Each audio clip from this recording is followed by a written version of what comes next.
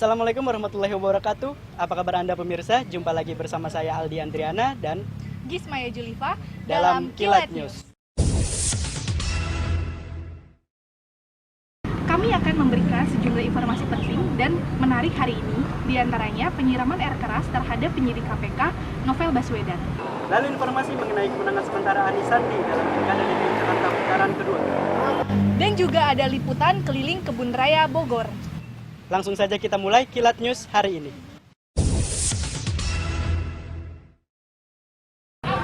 Penyidik Komisi Pemberantasan Korupsi KPK Novel Baswedan disiram air keras usai sholat subuh di masjid Selasa kemarin. Peristiwa ini terjadi di Kelapa Gading tak jauh di rumah Novel Baswedan.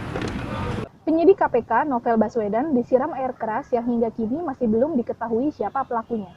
Novel selama ini menangani kasus-kasus besar yang ada di KPK. Novel merupakan penyidik yang tidak pandang bulu dalam menangani kasus. Salah satu kasus besar yang saat ini ditangani Novel Baswedan adalah mega korupsi proyek EKTP yang melibatkan banyak politisi di Indonesia.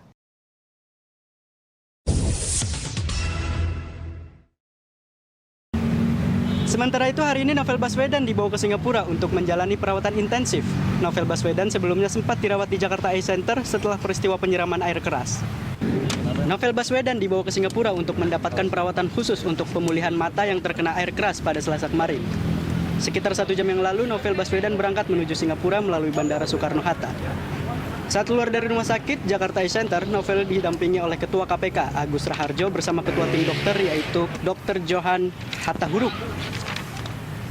Dr. Johan Hattahuruk mengatakan kondisi kesehatan mata Novel Baswedan sudah lebih baik dibandingkan pada Selasa kemarin. Mengingat pada saat tiba di rumah sakit Jakarta Eye Center, kesehatan mata sebelah kiri Novel Baswedan hanya sekitar 15% dan kesehatan mata sebelah kanan hanya 10%. Namun kini kondisi kesehatan mata Novel Baswedan sudah lebih baik. Dipindahkannya Novel Baswedan merupakan permintaan khusus dari keluarga agar Novel bisa segera pulih.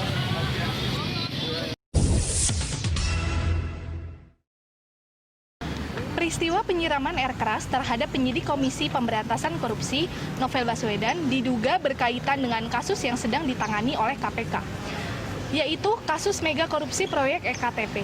Kasus ini melibatkan sejumlah elit politik di negeri ini. Seperti apakah kasus tersebut? Berikut kami punya reka peristiwa kasus tersebut. Dari sini semua berawal. 30 Oktober 2009, Kementerian Dalam Negeri yang ketiga itu dipimpin Gamawan Fauzi berencana mengajukan anggaran 6,9 triliun rupiah untuk menyelesaikan sistem administrasi kependudukan. Salah satu komponennya adalah nomor induk kependudukan.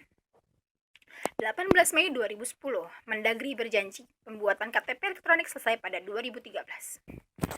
Lelang IKTP pun dimulai pada 4 Februari 2011. Lelang dilakukan secara online di lingkungan Kemendagri. 10 Agustus 2011, indikasi masalah tercium. Tender proyek diketahui bermasalah, penyebab masalah diketahui. 3 konsorsium solusi dan konsorsium PT Telkom diduga menggelembungkan dana sebesar 1 triliun rupiah. Namun 19 Agustus 2011, Mendagri membantah. Lelang proyek IKTP sudah sesuai peraturan dan tidak penggelembungan harga. Awal September 2011, anggota Komisi 2 DPR menggertak pembentukan panitia kerja untuk memastikan proyek IKTP berjalan. Namun hal tersebut ternyata hanya gertakan sambal belaka. 22 April 2014, KPK turun tangan. Ada masalah besar di balik mega proyek ini dan kini terungkap. Ada bancakan uang haram di balik proyek IKTP. Dalam dakwaannya, jaksa penuntut umum menyebut ada 39 orang politisi dan mantan menteri dalam negeri yang menikmati uang haram IKTP. Gamawan Fauzi 4,5 juta dolar atau sekitar 60 miliar rupiah. Ada Komarudin 100 ribu dolar setara 1,3 miliar rupiah. Terdakwa Irman 14 miliar rupiah. Terdakwa Sugiharto 3,4 juta dolar atau 46 miliar rupiah. Marzuki Ali 20 miliar rupiah.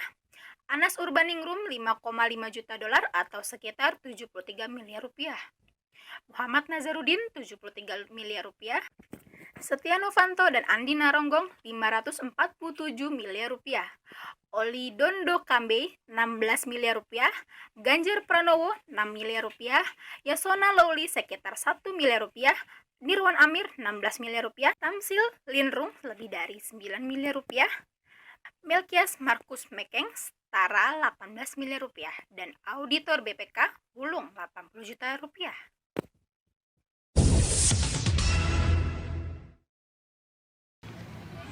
Setelah jeda berikut masih ada informasi mengenai Anies Sandi dalam Pilkada DKI Jakarta putaran kedua.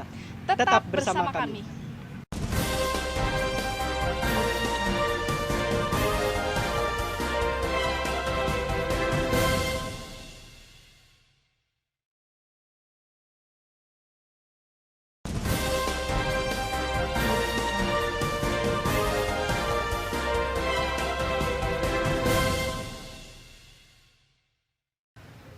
Terima kasih Anda masih bersama kami dalam Kilat News. Pilkada DKI Jakarta putaran kedua yang telah dilaksanakan pada 19 April 2017 yang lalu.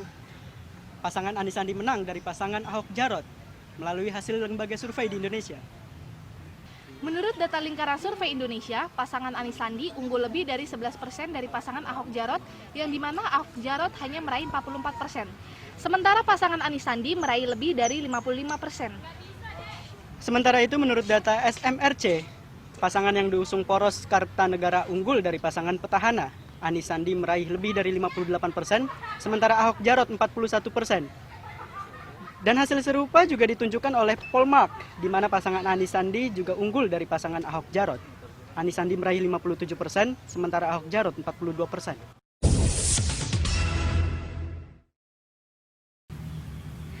Pemirsa, setelah segmen ini kami akan mendatangkan driver dari salah satu transportasi online. Jangan kemana-mana, tetap di Kilat News.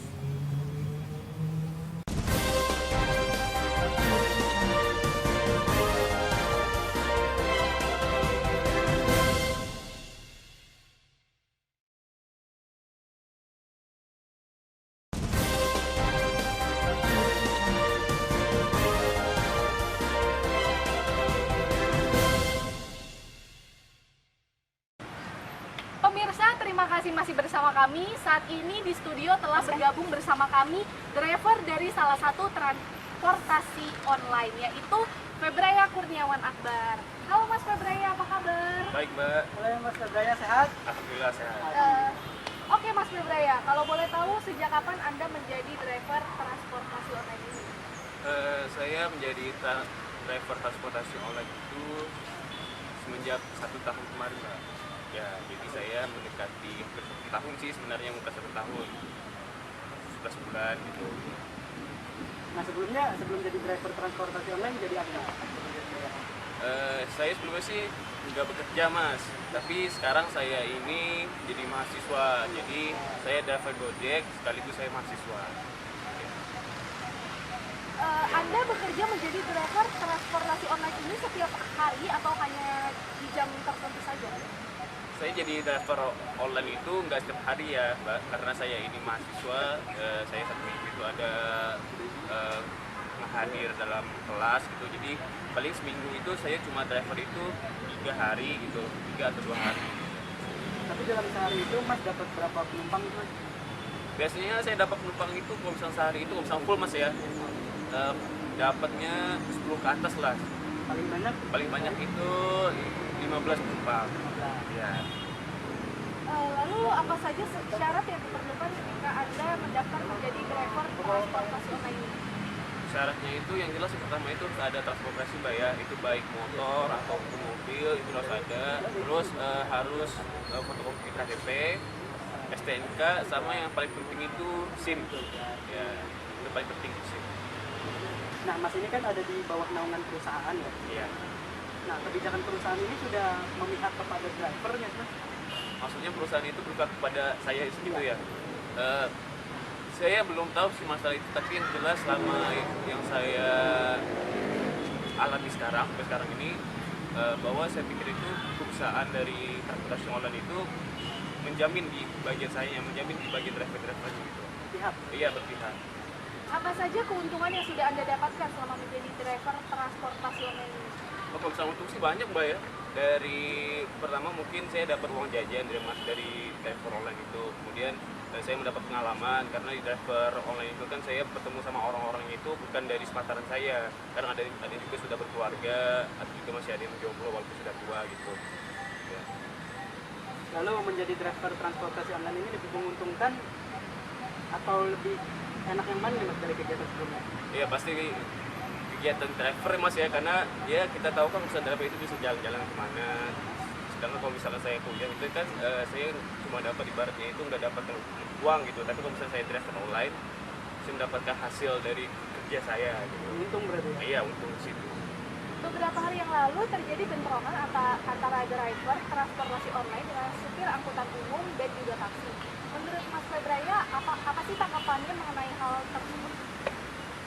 Menurut saya sih kalau misalkan bentrokan seperti itu ya Mbak ya, yang jelas itu bukanlah suatu hal yang baik dilakukan, karena yang kita tahu di sini baik dari driver, taksi sama supir angkut itu kita sama-sama mencari nafkah buat hal itu. Jadi kalau misalkan masalah persaingan atau kayak gimana, menurut saya itu yang bukan seharusnya dilakukan oleh orang-orang pekerja gitu, karena di sini kita menghasilkan nafkah, mencari nafkah buat keluarga, buat diri kita sendiri. Itu sih menurut saya. Jadi dari pandangan saya dari peristiwa tersebut nggak bagus, kurang bagus. Nah, terakhir nih Mas. Iya. Mas Febraya merasa tersaingi nggak dengan adanya transportasi yang lain? Oh enggak, saya enggak tersaingi, karena menurut saya ya walaupun saya kadang satu hari itu dapat 3 penumpang, 5 penumpang ya itu rezeki saya gitu. Luar biasa jawabannya. Terima kasih Mas Febraya sudah hadir di acara ini. Iya. Terima kasih Mas Febraya. Sama-sama. Iya. Ya. Oke pemirsa, jangan kemana-mana karena setelah ini kita masih ada berita yang menarik dan pastinya sangat menghibur. Jangan kemana-mana, tetap bersama kami.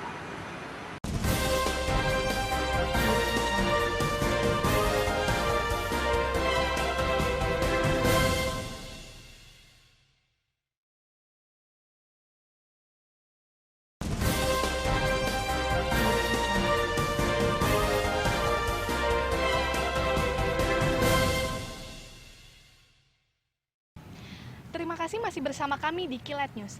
Saat ini kami telah tersambung dengan reporter Eva yang akan melaporkan langsung situasi terkini lalu lintas di Jalan Diponegoro, Salemba, Jakarta Pusat. Silakan reporter Eva. Terima kasih Kismaya dan Ali dari studio. Pemirsa, saya akan melaporkan keadaan lalu lintas yang ada di Jalan Diponegoro. Seperti yang kita ketahui, jalan ini akan selalu dipadati oleh kendaraan roda 2 maupun roda 4. Pertama ketika sudah menjelang petang, jalan ini akan semakin dipadati oleh kendaraan. Dikarenakan lampu lalu lintas yang terlampau singkat dan kendaraan yang begitu banyak mengakibatkan kemacetan. Untuk kendaraan yang ingin menuju Matraman, Pramuka, Kampung Melayu bisa melewati jalan Inspeksi Kali Ciliwung yang berada di sebelah Taman Diponegoro. Dan yang untuk menuju Pamat, Senen dan seterusnya bisa melewati jalan Raden Saleh tanpa harus melewati jalan Diponegoro. Terima kasih, kembali. Oke, terima kasih reporter Eva atas laporannya. Selanjutnya ada reporter Ayu yang akan melaporkan aksi buruh di Jalan Salemba, Jakarta Pusat. Silakan Ayu. Baik, saya akan melaporkan keadaan demo buruh pada hari ini. Seperti di tahun-tahun sebelumnya, para buruh menuntut kesejahteraan dan perubahan dalam perundang-undangan mengenai tenaga kerja. Salah satunya mengenai UMR atau upah minimum reguler. Beberapa saat yang lalu, terdapat rombongan buruh yang melakukan road march ke arah Monas atau Istana Negara. Seperti yang bisa Anda lihat di belakang saya, ada lalu lintas Jalan Salemba Raya arah Monas sempat diberhentikan sementara untuk memberi jalan kepada rombongan buruh. Kembali ke Ali dan Ismail. Terima kasih reporter Ayu atas laporan langsung dari Jalan Salemba, Jakarta Pusat. Pemirsa, jangan kemana-mana karena setelah ini ada liputan keliling Kebun Raya Bogor. Tetap bersama kami.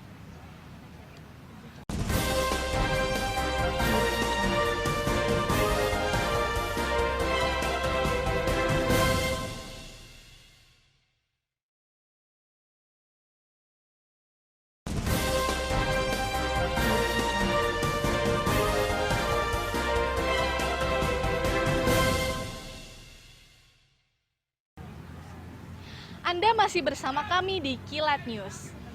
Nah, Aldi, Ya. kan sebentar lagi mau long weekend nih. Biasanya pasti kita punya planning dong mau liburan kemana. Kalau kamu biasanya liburan sukanya kemana nih? Kalau aku tuh paling suka ke tempat-tempat yang sejuk. Contohnya kayak liputan yang satu ini nih. Dia itu tempatnya dekat dari Jakarta dan sejuk juga. Mending langsung kita lihat aja liputan yang satu ini.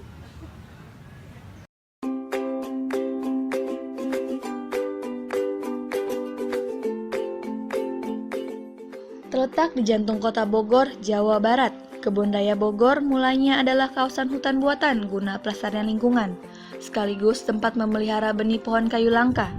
Pada tahun 1917, seorang ahli botani berkebangsaan Jerman, Profesor Renward, membangun kebun botani di kawasan ini.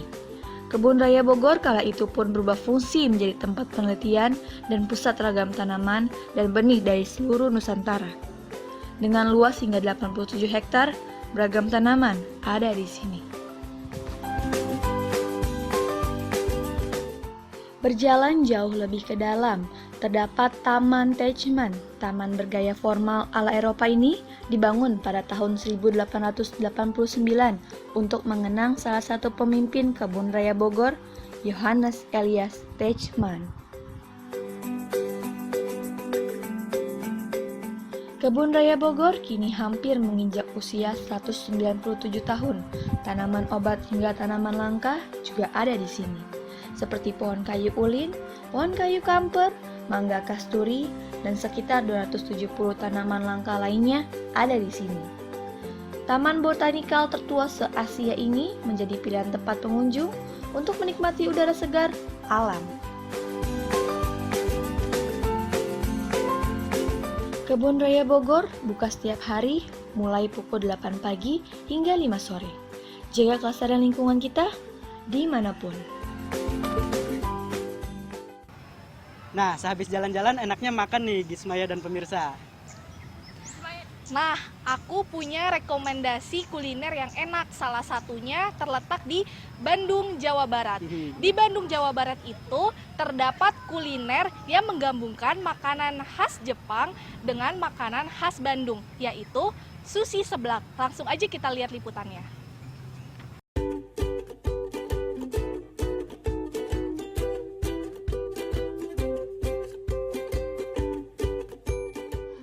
Makanan berkategori kerupuk ini memang hiasannya saji basah dengan racikan bumbu. Tapi apa jadinya ya kalau seblak dijadikan sushi? Ternyata pembuatannya tidaklah rumit. Pertama, seblak masih mentah direbus selama 2 menit dengan racikan bumbu. Di balik kemudahan ternyata ada rahasia sedapnya, yaitu cabai rawit merah. Selanjutnya, menggulung sushi.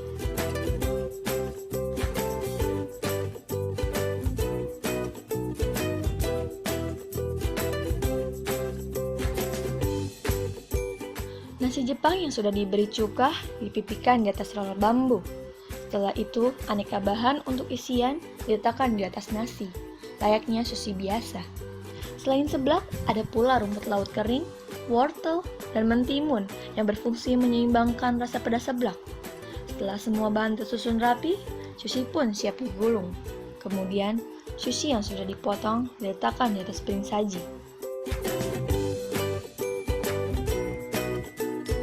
Wah, jadi nggak sabar nih untuk menikmati long weekend kali ini. Iya, betul Gismaya. Informasi dari Sushi Seblak mengakhiri jumpa kita kali ini. Dan jangan lewatkan informasi terhangat dan menarik hanya di Kilat News di hari dan jam yang sama. Saya Aldi Andriana beserta rekan saya Gismaya Julifa dan kru yang bertugas pamit undur diri. Terima kasih dan sampai jumpa.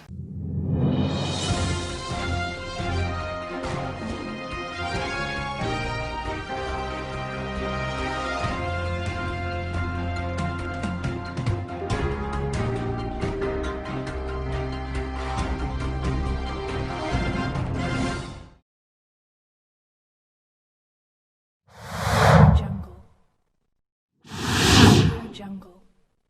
Audio Jungle. Audio Jungle.